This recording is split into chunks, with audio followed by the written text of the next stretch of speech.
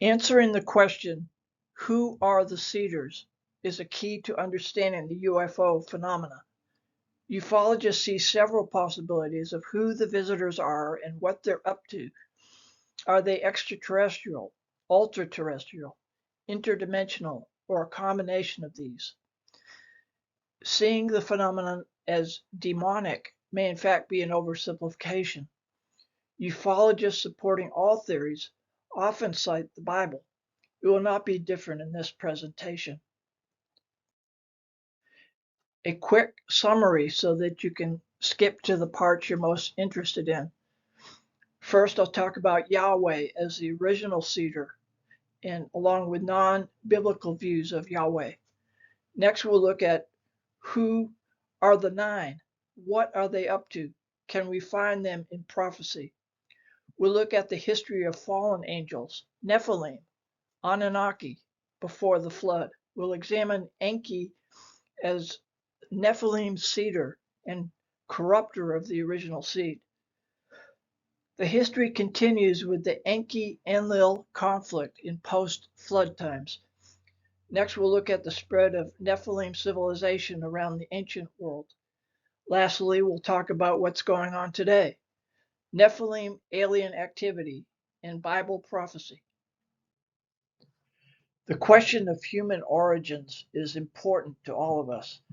Are we made in the image of God, or are we the product of genetic experiments by a more advanced civilization? According to Judeo-Christian belief, Yahweh, Exodus 3:14, is the I Am. Christians believe that Yahweh was later born in human form as Yeshua. Hundreds of prophecies were fulfilled by Yeshua. Jews and Christians believe that Yahweh is the one true God. Or is he a trickster? Some believe that he is an impostor who deceived the Hebrews, claiming to be all-powerful. According to some, Yahweh has a high rank in the Galactic Federation, but is nevertheless subject to a council of 9 gods. According to Gnostic teaching, the true creator is Source, not Yahweh. According to Masonic teaching, Yahweh is antagonistic to the creator, essentially equivalent to Satan from a Judeo-Christian viewpoint. The original seed is created by Yahweh, and God said, "Let us make man in our image, after our likeness." Genesis 1:26. Yahweh was speaking to his angelic divine council, who, like him, were spiritual entities. There is only one Almighty God. What we want to emphasize here is that the uncorrupted seed came from Yahweh alone. Genesis 3:15 is a key prophecy. "And I will put enmity between thee and the woman, and between thy seed and her seed. It shall bruise thy head, and thou shalt bruise his heel." At the time of the origin of humankind, God said that there would be warfare between the serpent seed and the seed of the woman. The seed of the woman speaks of something supernatural. The specific wording implies that only the woman's genetic material will be passed to her offspring, without the addition of a man's genetic material.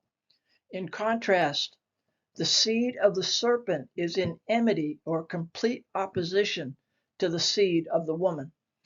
The implication is that the seed of the serpent is genetically opposite to the seed of the woman. Human seed in combination with ET seed is producing genetically modified humans. We'll see that this parallels what happened in ancient times with the production of Nephilim. Talk about the 9, or the Ennead. It seems certain that some of the gods of Egypt are in fact demonic entities or Nephilim. The myths of Osiris, Isis, and Horus may contain some truth. In Genesis 6 and 4, we see that the offspring of the fallen angels, Nephilim, became mighty men, which were of old, men of renown. In ancient Egyptian belief, Horus, the son of Osiris and Isis, was the first man god, or Nephilim, and the human pharaohs were his descendants. At the time of Moses, God passed judgment on the gods of Egypt. False gods are in fact devils, according to the Bible. Starting in 1952, channelers and psychics Dr. Puharich and Uri Geller began communication with spirits who claimed to be the Egyptian Ennead, Council of Nine, which includes Osiris and Isis. In 1446 BC, the Exodus took place. God judges the Nine and triumphs over principalities and powers. Atum was the head of the Nine, is said to have seeded creation out of chaos through autoeroticism. The Nine are said to be the guiding force behind the ET seeders, even claiming to be behind the seeding of Yeshua. According to contactees, the Nine are due to manifest themselves to the world. The Nine, along with galactic federations, are both interdimensional and physical. This is the modern UFO phenomenon. Behind the bizarre Nephilimic manifestations experienced by contactees stand the Nine. The Nine are known in occult traditions outside of Egypt. Modern channeling of the Nine began in the 1950s, but their predictions have not materialized. Their counsel has often seemed misguided. We'll see that the Nine are also 10 in Egyptian mysticism. They are revealed in the Bible as being 10 kings. Star Trek has captured the public's imagination with a depiction of interstellar travel and alien life forms, which supposedly evolved on other planets. Over 50 years later, the original series, multiple spin-off series, and movies are still immensely popular and still influence culture. In the basic plot, there is widespread genetic manipulation and eugenics, which create conflict, ending in World War III, which goes from 2024 to 2053, killing 600 million. In 2063, humans develop warp drive faster than light travel. Soon after this, humanity makes first contact with intelligent humanoid life, the Vulcans. The Federation is formed in 2161, a league of 4 planetary civilizations. For defense and peaceful exploration, the Federation forms Starfleet. All exploration of the galaxy is guided by the Prime Directive, or non-interference in the affairs and beliefs of less advanced civilizations. It is easy to see the humanistic worldview behind Star Trek. This worldview teaches that mankind will eventually overcome the dangers of technology and harness its capabilities, traveling to the stars. Humanity will form a peaceful world government helped through contact with alien civilizations. There are some today that believe they are already in contact with a galactic federation made up of beings from other star systems. 9 is a sacred number, which has a mystical relation to 1 and 10. John West, Serpent in the Sky. The grand Ennead emanates from the absolute, or central fire in the terminology of Pythagoras. The 9 netters, or principles, circumscribed about 1, or the absolute, becomes both 1 and 10. This is the symbolic analog of the original unity. It is repetition, the return to the source. In Egyptian mythology, the process is symbolized by Horus, the divine son who avenges the murder and dismemberment by Set of his father Osiris. So we'll see that 9 equals the 10 kings of Daniel and Revelation.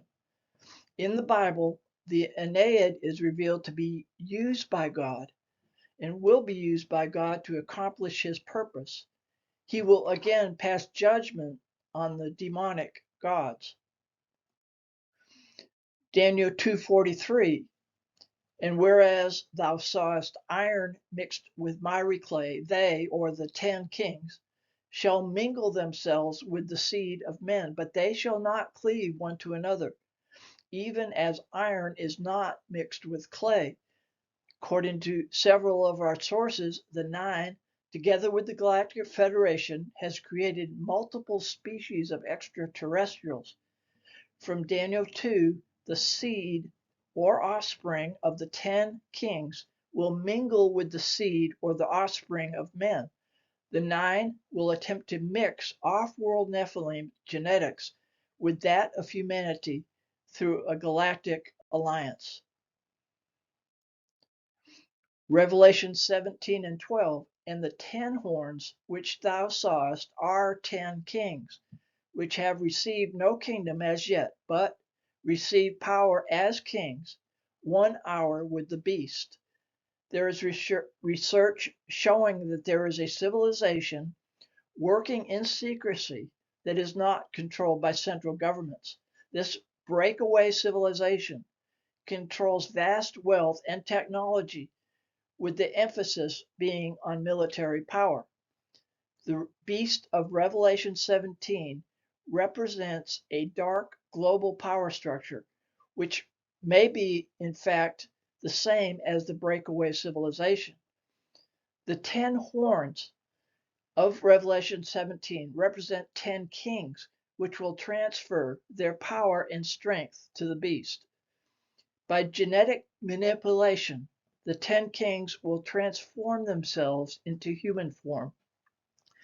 In Daniel 7 and 8, there is a description of a little horn, or Antichrist, which comes up between 10 horns, the 10 demonic kings, on a beast with great iron teeth. The Antichrist begins at a lower level, but it is raised up to stand with the 10 kings. This is the manifestation of Satan in human form, raised by hybridization to the level of the 10 human or demonic kings, the crowning achievement of transhumanism. The Antichrist is genetically modified, specifically with recombinant satanic DNA, and is no longer truly human. He has become the beast. Revelation chapter 13. He will perhaps be an exopolitician, promising a Star Trek future and membership in the Galactic Federation. The beast system is a breakaway civilization empowered by the world religious system as revealed in Revelation 17. Before the flood, the sons of God began to mingle with the daughters of men. The term sons of God is consistently used in the Old Testament for angels. These angels took human wives, and this is confirmed in the New Testament. The Hebrew word Nephilim is translated as giants here, but is literally the fallen ones. These were hybrid offspring of fallen angels and human women. We know that at least some of them were literal giants even after the flood, or after that from verse 4. These existed until the times of Moses, Joshua, and David. It's possible that intermarriage between Nephilim and humans resulted in some of the half-god, half-human mythological figures of ancient Sumer, Egypt, and Greece. In Anunnaki chronology, the most ancient or long, long ago group of ET seeders under the 9 were the Patal from another galaxy far, far away. By the time the Anunnaki arrived, the original seeders had established outposts which are still in use. There are still descendants, Enki and Enlil lines, of the original enhanced humans who received special attention from the Patal. Yeshua and his descendants are said to be of the Enki line. From a biblical history perspective, the above chronology shows a corruption of the seeding created by Yahweh. Intervention by Enki to undo this genetic damage, much of which he himself caused, is not needed. Yahweh will renew creation. Enki was a leader of an Anunnaki faction against Enlil. He battled with Enlil for dominion over Earth and humanity using exotic weaponry. Enki was capable of transferring his consciousness from one body to another. Question: if Enki is opposed to Enlil and says he wants to save us, should we trust him? He was a leader of a supposed positive faction of the Anunnaki. He was the chief seer. Enki has appeared to show compassion for his creation, humanity. The truth is that it is Nephilim that he has created by manipulating genetics created by Yahweh. 2 Corinthians 11 and 14. And no marvel, for Satan himself is transformed into an angel of light. By selling himself as the opponent of Enlil, Enki was seen to be the good guy. But he is returning as a false Christ and Savior of humanity. As prophesied by Yeshua, Matthew 24:24, for there shall arise false Christs and false prophets. Enki has manifested throughout history as an immortal leader and benefactor. In all these manifestations, he is opposed by another god. This is the ongoing struggle between Enki and Enlil for control of the earth. Could Enki, aligned with supposed benevolent aliens, be operating a kind of Trojan horse operation? Technology and enlightenment offered. John Keel has commented on the trickster aspect of the UFO ET phenomena. Dr. Vallée has speculated that our perceptions are being manipulated and controlled. Whitley Strieber and others have revealed terrifying contact experiences, but, however, remain fascinated by ET messaging. There are tantalizing clues about a hall of records under the Giza pyramids in Egypt, which contain incredible ancient knowledge, supposedly placed there by Enki. At the time of Babel, Nimrod underwent transformation, probably by an infusion of recombinant DNA. He stood in defiance of Yahweh. Marduk, Nimrod, by Sumerian tradition, was an incarnation of Enlil. In truth, Enlil, or Satan, is seeking to enslave all of humanity. He is in opposition to the seed of the woman, Yeshua. Enki and Enlil seek to control humanity through competing programs, producing hybrids. The production of hybrids is a disturbing aspect of the UFO phenomena. Genesis 10 and 8. And Cush begat Nimrod. He began to be a mighty one in the earth. He was a mighty hunter before the Lord. Wherefore it is said, even as Nimrod, the mighty hunter before the Lord. Ninurta was the son of the god Enlil in Mesopotamian religion. Enlil and Ninurta are names for Satan in Mesopotamian religion. Ninurta, or Nimrod, is shown in Mesopotamian reliefs slaying a seven-headed dragon and the lion eagle Anzu bird using exotic weaponry. He began to be a mighty one, which is from the Hebrew gibor, meaning mighty, strong, tyrant, giant, etc., in the earth. Apparently, by genetic manipulation, he was changed from Cush's son to become the son or the seed of Satan. Genesis 3:16, and forerunner of the end-time Antichrist. Essentially, he became half God, half Elohim, and half human, truly a mighty one in the earth. He may have been the first of the giants, Nephilim, in post-flood times. after that, Genesis 6 and 4. Meanwhile, the satanic hierarchy, principalities and powers, continue to rule the nations. According to scholarship and archaeology, Satan equals Lucifer in Isaiah chapter 14, which equals Enlil. He was God of the dawn in Mesopotamian tradition. How art thou fallen from heaven, O Lucifer, son of the morning?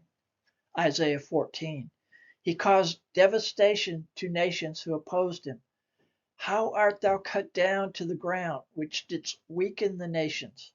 He was the highest god of ancient Mesopotamia. I will ascend above the heights of the clouds. I will be like the Most High. He fell into the underworld. Yet thou shalt be brought down to hell, to the sides of the pit. The Sumerian name Enlil is literally Lord Wind, and this parallels the Apostle Paul's description of Satan.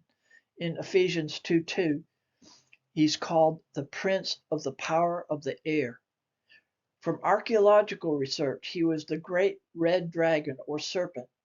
Depictions of Enlil and other ancient Near Eastern gods reveal the association with seven-headed dragon snakes and winged reptilian lion creatures. The dragon and/or serpent link to Satan is solidly shown in Scripture, particularly in Genesis 3 and Revelation 12. Enlil was capable of transferring his consciousness from one body to another. He battled with Enki for dominion over earth and humanity.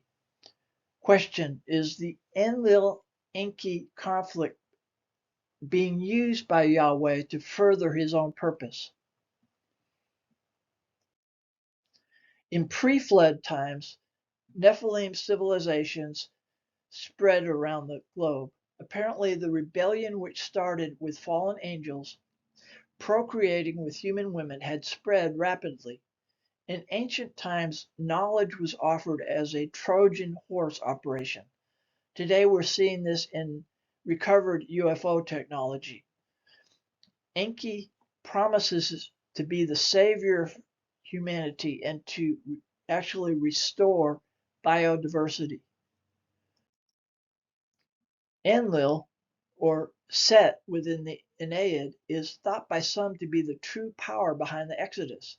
However, it seems difficult to explain why and how Set would create a complex array of law and typology, the Old Testament, which was fulfilled by Yeshua more than 1,000 years later. Enlil's seed today is being produced by alien abduction phenomenon, which is the serpent's seed. An army of Nephilim ETs is working 24/7 to control humanity. Enki reportedly forced to leave the earth and to come back and fight another day. Yahweh is playing Enlil against Enki to defeat them both. Enki, incarnated as Osiris, was part of the Aeneid. Moses was raised as a prince in Egypt. Around him was incredible architecture, with walls full of hieroglyphic scenes and symbols representing the gods of an ancient and glorious age that the Egyptians called Zep Tepi, or the first time. This was the age before the dynastic history of the pharaohs.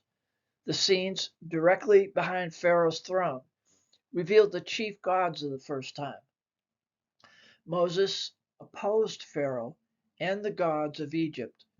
God used Moses to provoke the gods of Egypt. The God of the Hebrews had used the symbol of the serpent to show his great superiority over the Egyptian gods. Moses' miraculous serpent swallowing those of Pharaoh. The glory and pomp of Egypt would be humbled, swallowed up by the power of the one true God. It is no surprise that Pharaoh's heart was hardened. Events were set in motion leading to the judgment of Egypt's gods. But who are the gods of ancient Egypt? Much of the history of the first time was written by the Egyptian priest Manetho around 300 BC, who told of gods, demigods, and spirits of the dead ruling in the first time. In the first century BC, the Greek historian Siculus conferred with Egyptian priests about the first time, learning of gods and heroes. In the last god of the first time, Thoth. Thoth was known as the god of wisdom and is pictured as a bizarre ibis-headed entity, perhaps the product of genetic engineering. Moses wrote about the first time gods being learned in all the wisdom of the Egyptians. Acts 7:22. He revealed that angel-human hybrids had arisen after the flood. According to the ancient Egyptians, the secrets of civilization were handed down to mortals from the first time gods. Details about that time of high antiquity are revealed in the accounts of Egyptian priests. Another class of beings were the Neteru, who could appear as men, women, animals, or plants. It's uncertain if this was genetic engineering, chimerical and AI technology from fallen watchers. Hebrew historical accounts tell of fallen watchers offering technology in ancient times. The Neteru were otherwise reported to be mortal, subject to human fallibility and death. Perhaps the Neteru were angel-human hybrids, Nephilim, Genesis 6:4. Egyptian records say that Thoth established dynastic Egypt at a time of catastrophic flooding. It is uncertain if this is the flood of Noah or another specifically aimed at the fallen angelic kingdom of the first time. There are several scriptural references to a place called Rahab, associated with Egypt and said to have been destroyed by God. Could it be that the destruction of Rahab was the catastrophic end of the Egyptian first time? The story of principalities and powers in the ancient world is not confined to Egypt. It extends to Greece, India, Eastern Asia, the Americas, the Pacific and Indian Oceans. Osiris was said to have the power to return from the dead in the form of a human. Ancient history is full of accounts telling of mysterious leaders who appeared suddenly and brought civilization, as Osiris had done. These accounts extend the story of the first time around the world. Dark forces worked to mold the world belief system from the dawn of civilization.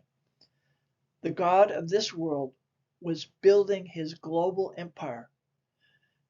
Nephilim have traveled the world since ancient times, walking to and fro, Job 2:2, setting up shrines to themselves and accepting worship. There are lines in South America carved into the surface of the desert, patterns so intricate and large that these can only be seen as figures by looking down from the air. Geometric patterns, animals, birds, humanoid figures. Local people say that the Viracochas created the Nazca lines thousands of years ago. Before the time of the Incas, the Viracochas established civilization in Peru, the first time of South America. The Viracochas were bearded foreigners from across the oceans. Viracocha came from the south to bring civilization at a time of chaos, floods, and darkness. He had miraculous powers, including the power to call fire down from heaven. He healed diseases and blindness. He was a great teacher in many areas: science, medicine, metallurgy, farming, animal husbandry, writing, engineering, architecture. There are numerous idols depicting Viracocha At Tiahuanaco and nearby Pumapunku, mysterious archaeological sites of incredible sophistication.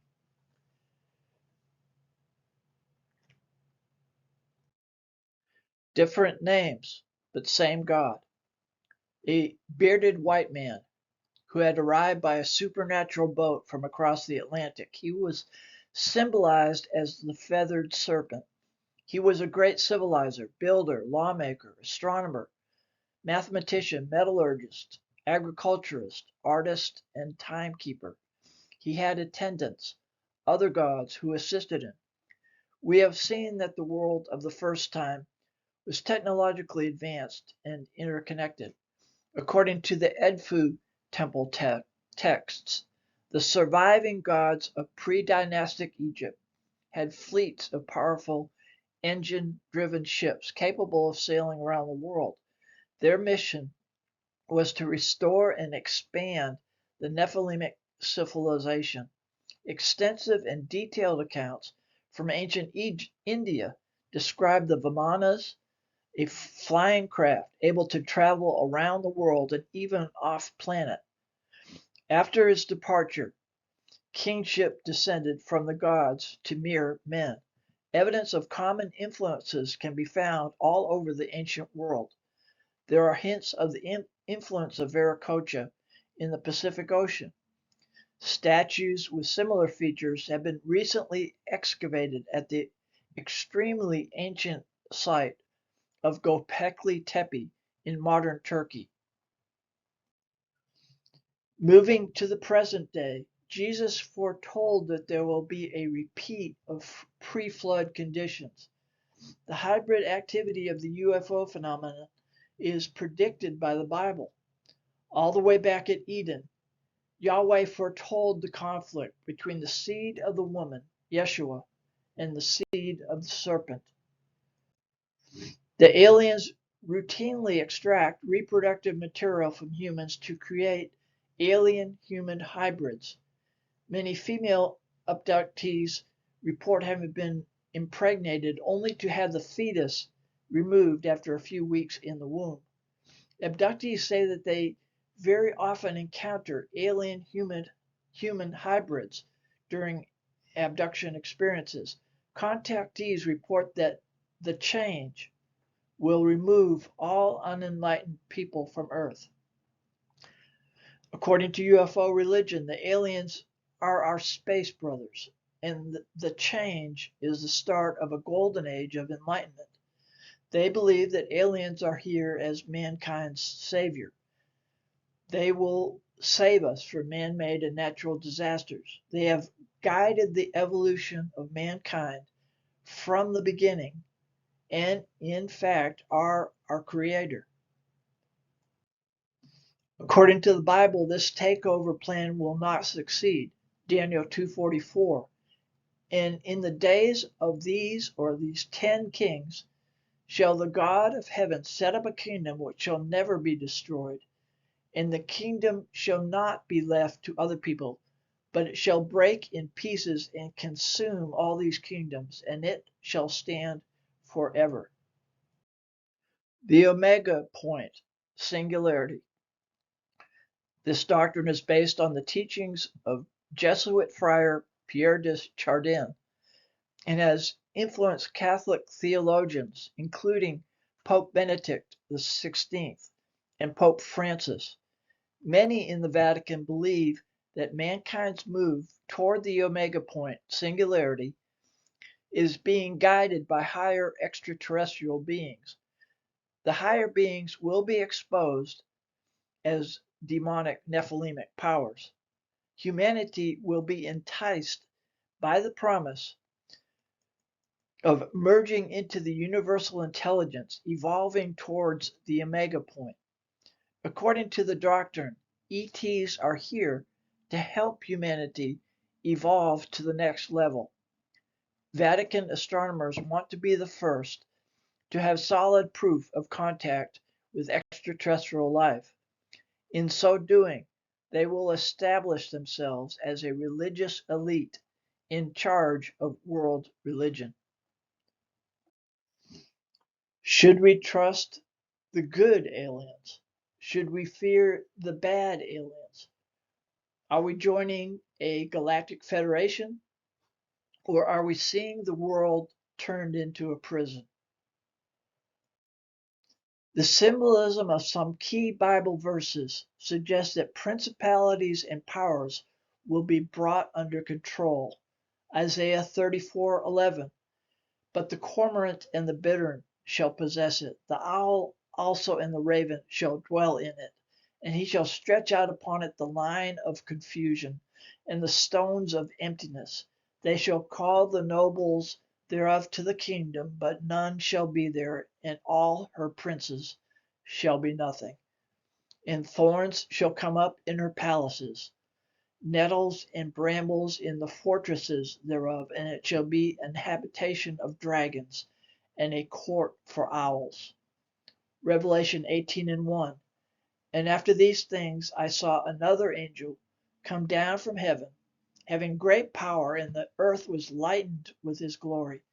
And he cried mightily with a strong voice, saying, Babylon the Great is fallen, and is become the habitation of devils, and the hold of every foul spirit, and a cage of every unclean and hateful bird.